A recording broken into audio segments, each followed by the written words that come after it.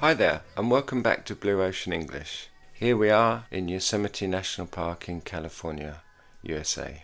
This is the first video in a series of videos about collocations. I'm going to quickly talk to you about what a collocation is and why they're important, and then we're going to start a series of videos looking at a range of collocations. So let's start with what is a collocation. So a collocation basically is a common combination of words. A combination of words, 2 or maybe 3 words that very often go together. So you will often see these words together. And in many of these phrases, in these examples, this is almost the only way that we say something, or it's such a common way to say it that other ways can be unusual, and this is for 90% of the time the way that we say something. And so this gives me the first reason why they're important to learn is for many of these phrases, this is the way we say a particular idea. For us, the way we communicate a certain idea, and it's almost, there is no other way. So they're so set and fixed that they're really important to learn. If you want to communicate this idea, you need to know this phrase. And so they're very common. We use them all the time, every single day, many times a day. So if you want to learn to speak like a native speaker, it's very important to learn many collocations. And also they're considered advanced vocabulary. So if you're taking an exam, then using collocations will get you a good score.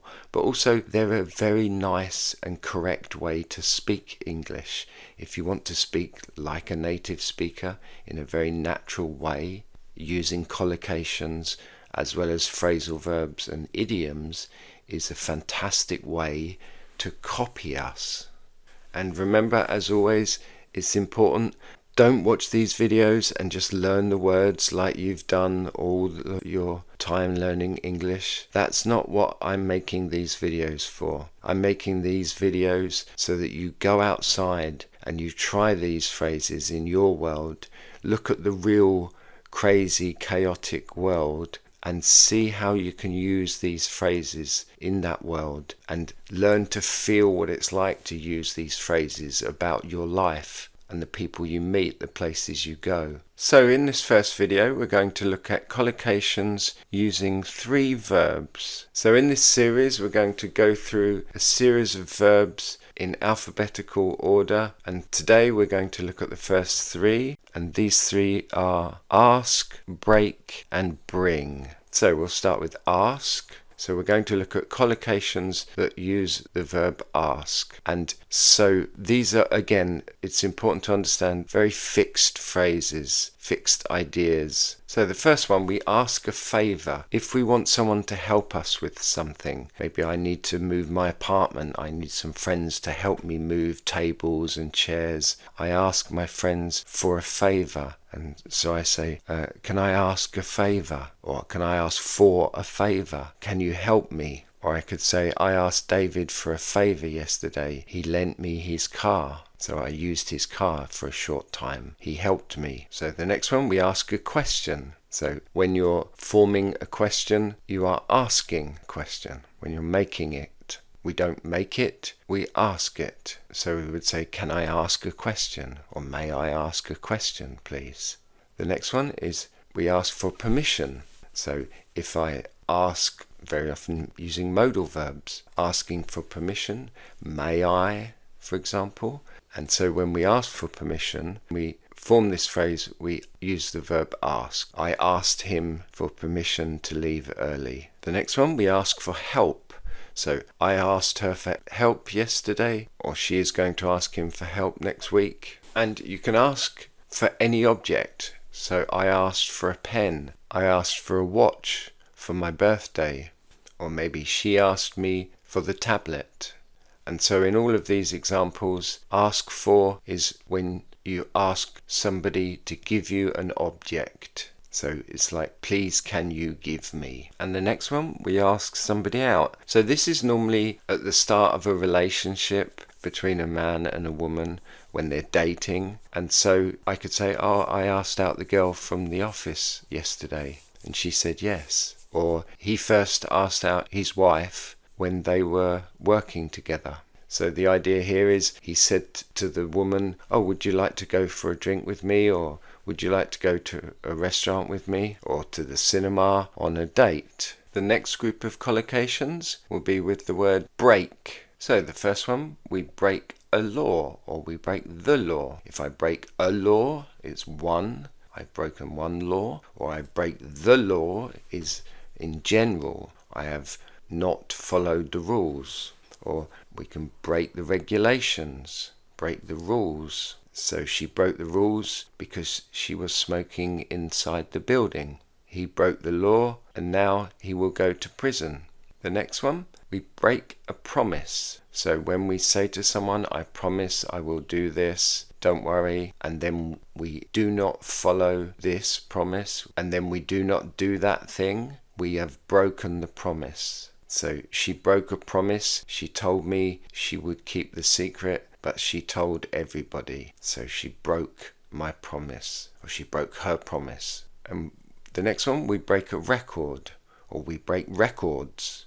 So the famous athlete Usain Bolt broke many records in his career, for example. The next one, we break hearts. Maybe Elvis Presley broke many hearts. Somebody who's very popular, all the women or all the men are attracted to them. For example, we could say they break many hearts because eventually they get married to one woman and many women are disappointed. So famous pop stars, for example, they can be heartbreakers, we could say. Or if someone ends a relationship and the other person is very, very upset and very, very sad, then they can say, I've had my heart broken by my former boyfriend or girlfriend, my ex-boyfriend or my ex-girlfriend. The next one, we break a habit. So if we do something for a long time, it is a habit. And then if we break the habit, it means we stop doing that thing. A bit like used to. I used to play football, but now I don't. It was a habit to play football, but now it is not. So I broke the habit of playing football. I stopped doing it. Or for example, we talk about breaking habits when we do something like stopping smoking. So I broke the habit of smoking. We use break for bones in our body. So he broke his leg, or I've broken my arm. I broke my finger. Or even with things like fingernails, I've broken my fingernails. Things that are easily breakable, like glass or cups, things like this. So I've broken a glass, or I've broken a chair. We break the news or break news. So you can see on many news channels, breaking news. And so we use this verb break with news that is just happening now. So breaking news is news happening now. So the TV channel broke the news of the damage from the hurricane. And the last one with break is break the silence. So if there is a period where it is very quiet, there is silence, and then suddenly there is a sound, the sound has broken the silence. So suddenly now you can hear things again. The silence has been broken. And the last word we're going to use today with collocations is bring. So the first one, very general, we bring any object basically. I brought my bag with me. I didn't bring my disc. I didn't bring my laptop. We bring happiness to people. So if you make people happy, a nice way to say it is, he brought me a lot of happiness. And we also bring luck, or something can bring you luck. An object maybe, you think. He always carries his lucky keys.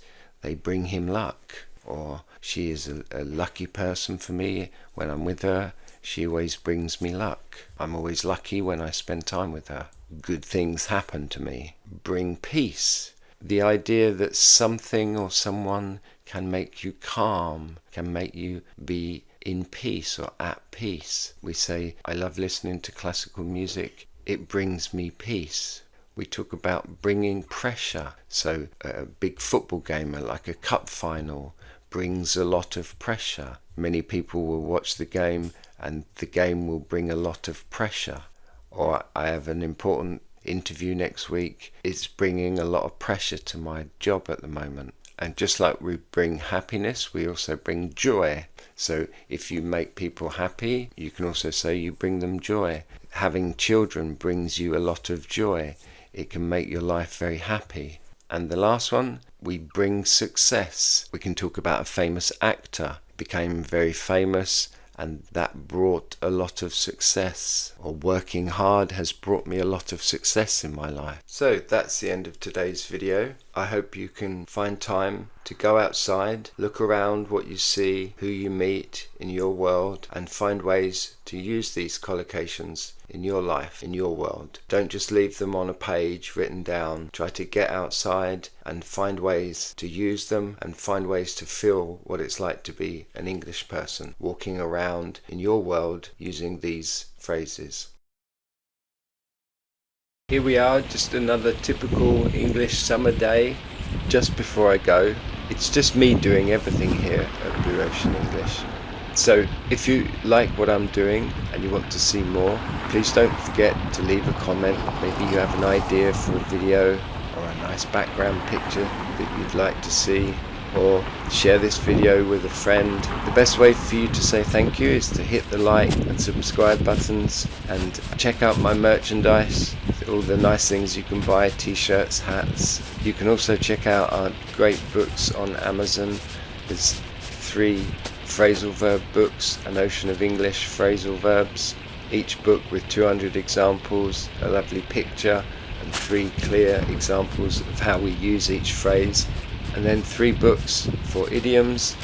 They're called An Ocean of English Idioms. Also 3 books with 600 idioms, 200 in each book, all with a picture and 3 clear examples of how we use each idiom. Thank you very much for watching, and wherever you are, try to feel English today.